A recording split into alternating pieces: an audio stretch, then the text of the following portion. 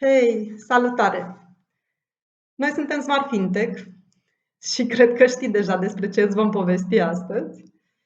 Despre Open Banking, un subiect tare drag nouă, de vreme ce suntem primul și deocamdată singurul fintech din România autorizat de Banca Națională pe acest domeniu. Da, știi, am mai spus asta cu diferite ocazii. Suntem foarte mândri, de fapt, și nu scăpăm absolut niciun moment să ne lăudăm. Open banking, foarte pe scurt, înseamnă așa: inițiere de plăți și sau utilizare de informații legate de conturi în afara sectorului bancar. Este încurajată astfel inovația spre beneficiul consumatorilor, astfel încât piața să poată oferi modalități cât mai diverse de administrare a resurselor financiare, toate acestea însă într-un cadru securizat și bine reglementat, menit, desigur, să protejeze interesele și datele consumatorilor. Noi avem dezvoltate în acest moment ambele servicii.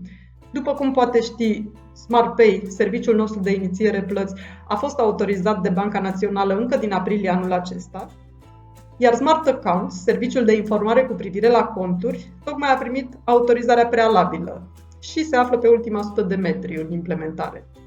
Am dezvoltat ambele soluții având în minte că trebuie să fie ușor de integrat în orice aplicație, ușor de folosit, în siguranță și, cel mai important, în control deplin.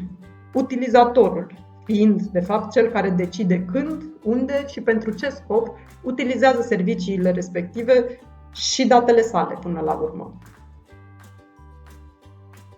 Nu o să intrăm în detalii tehnice acum. Din acest punct de vedere, am vrea doar să menționăm că da, avem un ingredient secret. Este vorba despre SmartPG Hub, un integrator de APIs lansat anul trecut de IT Smart Systems, care a ajuns în prezent să aibă o super acoperire pe băncile din România, din Uniunea Europeană și Marea Britanie. Cred că în acest moment sunt integrate acolo aproximativ 100 de bănci. În continuare, să explorăm puțin scenariile de utilizare privind serviciile noastre de Open Banking. Pentru SmartPay este foarte simplu să te gândești la cum l-ai putea utiliza. Practic, pentru tot ce presupune o plată online în general. Că vorbim de cumpărături, de plată de facturi, utilități, întreținere, vacanțe, bilete de avion sau rezervări de hoteluri, chiar orice. El poate fi folosit însă și ca accelerator de plăți, integrat în aplicații gen contabilitate, facturare electronică, sisteme ERP ori platforme de payroll, astfel încât utilizatorul să poată iniția plăți individuale sau bulk, instant și fix din context, deci automat cu toate datele completate. Plățile inițiate sunt de tip cont la cont, deci fără card, și, evident, nu necesită nicio procesare manuală ori semi-automată bazată pe export și import de fișiere în aplicații bancare și reconciliere apoi. Pentru Smart Accounts, posibilitățile de utilizare sunt limitate practic doar de imaginația fiecăruia.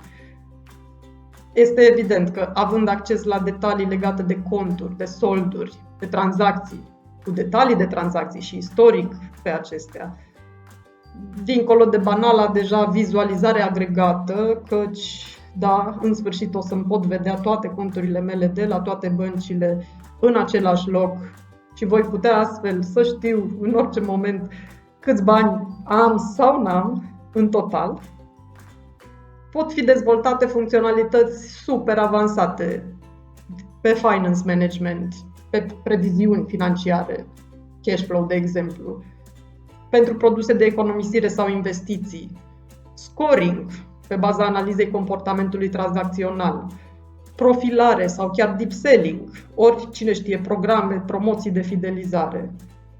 Plus, cel mai simplu, dar destul de util, zic, scenariu, identificarea sau validarea unui client la un eventual onboarding digital, când practic ne bazăm pe validarea temeinică pe care a făcut-o deja o bancă. Noi oportunități, nu-i așa, de produse și servicii adaptate nevoilor consumatorilor și profilului financiar al acestora. Încă o dată spun, pentru că este foarte important, de licențiere și conformitate cu reglementările aplicabile ne-am ocupat noi deja, astfel ca voi să aveți spațiu deplin pentru a vă pune priceperea și creativitatea la lucru. Dezvoltăm astfel împreună atât experiențele pe care le oferim consumatorilor noștri, care știm cu toții că sunt din ce în ce mai demanding și sofisticați în nevoi, cât și propriile business-uri până la urmă. Și da, un ansamblu și mediu de afaceri de tip fintech din România. Cam atât pentru acum. Să fim scurți și la obiect și să fim siguri că ne urmăriți până la capăt fără vreo urmă de plictiseală. Dar, dacă am stârnit cuiva dorința de mai multe detalii, evident ne găsiți peste tot, pe e-mail, direct la noi pe site, pe LinkedIn. Ana Maria, Alex, Andrei și Mihaela, suntem cu toții acolo. De asemenea, pe YouTube și Spotify poți urmări și seria noastră de podcasturi, Smart Open Banking. Am inițiat-o anul acesta pentru că ne-am dorit să explicăm publicului și să lămurim cât mai multe subiecte legate de Open Banking, atât prin prisma ce se întâmplă în țara noastră, cât și observând modul în care sunt implementate în spațiul economic european, care, da, este mai avansat din acest punct de vedere, dar și din lumea întreagă, pentru că am văzut, conceptele de Open Banking au prins deja teren și pe celelalte continente, deși acolo încă nu sunt susținute prin reglementări. Semn și mai clar însă că Open Banking chiar oferă un playground imens pentru diversificare și inovație, deci super oportunități de business, care nu trebuie ratate.